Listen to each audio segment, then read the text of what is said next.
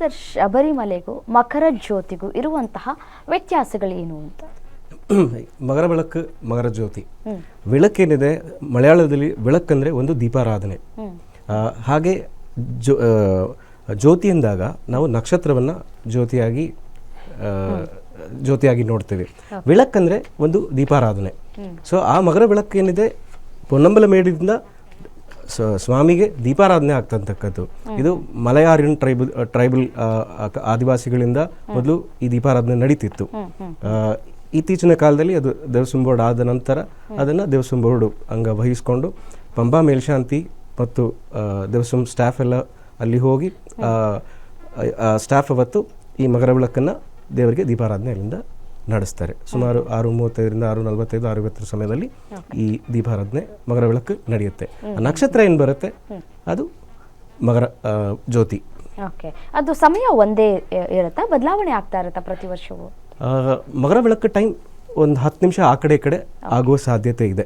So ಸುಮಾರು 6:40ರಿಂದ 6:55 ಒಂದು 10-15 ನಿಮಿಷದ ಇದರಲ್ಲಿ ಖಂಡಿತ ನಡೆಯುತ್ತೆ. ಓಕೆ ಓಕೆ ಸರ್, ಇನ್ನು ಮಕರ ಜ್ಯೋತಿ ದರ್ಶನಕ್ಕೆ ಮುನ್ನ ಒಂದಷ್ಟು ಪೂಜಾ ಕೈಂಕರ್ಯಗಳು ಕೂಡ ನೆರವೇರುತ್ತೆ ಸ್ವಾಮಿಗೆ. ಯಾವ ಯಾವ ರೀತಿಯಾದಂತಹ ಪೂಜಾ ಕೈಂಕರ್ಯಗಳನ್ನು ನೆರವೇರಿಸಲಾಗುತ್ತೆ ಅಂತ ಹೇಳಿ ತಿಳಿಸ್ಕೊಡೋದಾದ್ರೆ? ಈಗ ಬೆಳಗ್ಗೆಯಿಂದ ಉಷಾ ಪೂಜೆಯಿಂದ ಪ್ರಾರಂಭವಾಗಿ ನೈರ್ಮಲ್ಯ ಪೂಜೆ, ಉಷಾ ಪೂಜೆ ಪ್ರತಿದಿನ ಏನಿರುತ್ತೆ ಆ ಪೂಜೆಗಳೇ ಇರುತ್ತೆ. ಅದರ ಜೊತೆಗೆ ಈಗ ತಿರುವಾಭರಣ ಬಂದ ನಂತರ ಆ ತಿರುವಾಭರಣವನ್ನು ಭಗವಂತನಿಗೆ ತೊಡಿಸಿ ದೀಪಾರಾಧನೆಯನ್ನು ಮಾಡುವ ಸಮಯ ಮತ್ತು ಆ ಮಕರ ಜ್ಯೋತಿ. ಈಗ ಸ್ವಾಮಿಗಳು ಹೇಳದಂತೆ ಮಕರ ಬೆಳಕು ಮತ್ತು ಮಕರ ಜ್ಯೋತಿ ಈ ಎರಡರ ಒಂದು ಅರ್ಥವನ್ನು ಕಂಡುಹಿಡ್ಕೊಂಡ್ರೆ ಅಲ್ಲಿ ನೀವು ಎಲ್ಲ ಯಾರು ಬೇಕಾದರೂ ನಾವು ನಾಸ್ತಿಕರು ಕೂಡ ವಾದ ಮಾಡಬಹುದು, ಇದು ಮಾನವ ನಿರ್ಮಿತ, ಇದಕ್ಕೆ ಯಾಕೆ ಇಷ್ಟು ಲಕ್ಷಾಂತರ ಮಂದಿ ಭಕ್ತರು ಹೋಗ್ಬೋದು ಅಂತ. ಆದರೆ ಆ ಗರುಡ ಪಕ್ಷಿಗೆ ಯಾವುದೇ ಒಂದು ಅಲ್ಲೇ ಬರಬೇಕು, ಅದೇ ಟೈಮ್ಗೆ ಆ ತಿರುವಾಭರಣದ ಹಿಂದನೇ ಬರಬೇಕು ಅಂದರೆ ನಮ್ಮ ಸ್ವಾಮಿ ಅಯ್ಯಪ್ಪನ ಆ ಒಂದು ತಂದೆ ತಾಯಿಗಳು ಆ ಭಗವಂತನನ್ನ ಈ ವೈಭವವನ್ನು ಕಾಣಕ್ಕೆ ಬರ್ತಾರೆ. ವಿಷ್ಣುನೇ ಆ ಒಂದು ಗರುಡ ರೂಪಿಯಾಗಿ ಬಂದು ಬೆಂಗಾವಲಾಗಿ ಆ ಒಂದು ಇನ್ನೊಂದು ಪಂದಳ ಅರಮನೆಯಿಂದ ಹೊರಟಾಗಲೂ ಕೂಡ ಆ ಗರುಡ ಪಕ್ಷಿ ಬಂದಿದೆ. ಪ್ರಾರಂಭದಲ್ಲೂ ಬರುತ್ತೆ, ಈಗಲೂ ಬರುತ್ತೆ. ಅದು ನಮಗೆ ಆ ಒಂದು ಕ್ಷೇತ್ರದ ವಿಚಾರವನ್ನು ಮಾತಾಡೋದೇ ನಮ್ಮ ಭಾಗ್ಯ ಅಂತಂದಾಗ ಆ ಕ್ಷೇತ್ರದಲ್ಲಿ ಇರುವಂಥ ಆ ಪುಣ್ಯಾತ್ಮರೇ ನಿಜಕ್ಕೂ ಧನ್ಯರು ಇವತ್ತು.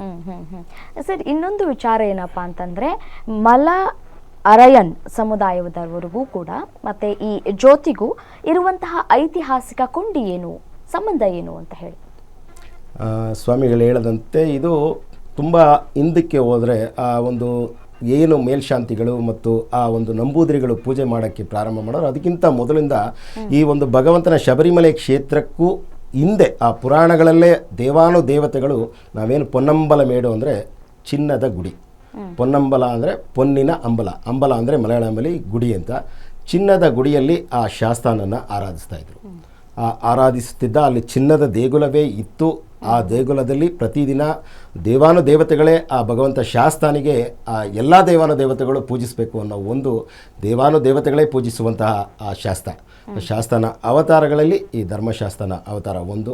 ಆ ಪೊನ್ನಂಬಲ ಮೇಡಿನಲ್ಲಿ ಏನು ಪೂಜೆ ನಡೀತಾ ಇತ್ತು ಅದೇ ರೀತಿ ಆ ನಂತರ ಆ ಒಂದು ಕ್ಷೇತ್ರದಲ್ಲಿ ಅಲ್ಲಿನ ಮಲೆ ನಿವಾಸಿಗಳು ಆ ಭಗವಂತನನ್ನು ಪೂಜಿಸಿಕೊಂಡು ಜ್ಯೋತಿಯ ಕಾಲದಲ್ಲಿ ಜ್ಯೋತಿಯನ್ನು ಬೆಳಗಿ ಆ ಸಮಯದಲ್ಲಿ ನಕ್ಷತ್ರ ಯಾವ ಕಾಣಿಸ್ತಾ ಇತ್ತು ಅಲ್ಲಿ ದೀಪಾರಾಧನೆಯನ್ನು ಮಾಡ್ತಾಯಿದ್ರು.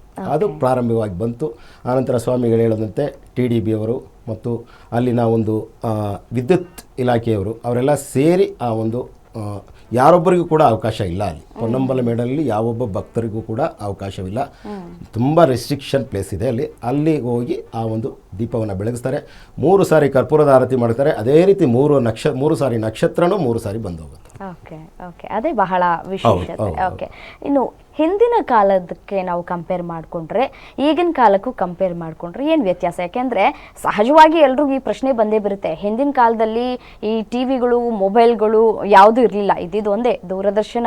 ಅದು ಎಲ್ಲರ ಮನೇಲೂ ಟಿವಿ ಇರಲಿಕ್ಕಿರಲಿಲ್ಲ ಆಗ. ಯಾಕೆಂದರೆ ಆಯಾ ಕುಟುಂಬಕ್ಕೆ ಒಂದಷ್ಟು ರೆಸ್ಟ್ರಿಕ್ಷನ್ಸ್ಗಳು ಅಥವಾ ಒಂದಷ್ಟು ಹಣಕಾಸಿನ ವ್ಯವಸ್ಥೆ ಇಲ್ಲದಿರುವಂತಹ ಹಿನ್ನೆಲೆಯಲ್ಲಿ ಆಗ ಭಕ್ತಾದಿಗಳು ಹೇಗೆ ಕಾಣ್ತಾ ಇದ್ರು ಈ ಮಕರ ಜ್ಯೋತಿಯನ್ನು ಅಂತ ಹೇಳಿ? ಒಂದು ವ್ರತಾನುಷ್ಠಾನ ಏನಿತ್ತು ಸ್ವಾಮಿಗಳು ಹೇಳ್ದಂಗೆ ಆ 48 ದಿನಗಳ ವ್ರತಾನುಷ್ಠಾನ ಅದು ಇತ್ತೀಚೆಗೆ ಎಲ್ಲೋ ಅದೊಂದು ಶಾರ್ಟ್ಕಟ್ ಆಗಿ 3 ದಿನ 5 ದಿನ ಅನ್ನೋದೊಂದು ವ್ರತಾಚರಣೆ ನಡೀತಿದೆ. ಆಗಿನ ಹಳೆಯ ಸಂಪ್ರದಾಯದ ಪ್ರಕಾರ 48 ದಿನ ಕಟ್ಟುನಿಟ್ಟಾಗಿ ಮಾಡೋರು ಆಗಿನ ಕಾಲದಲ್ಲಿ.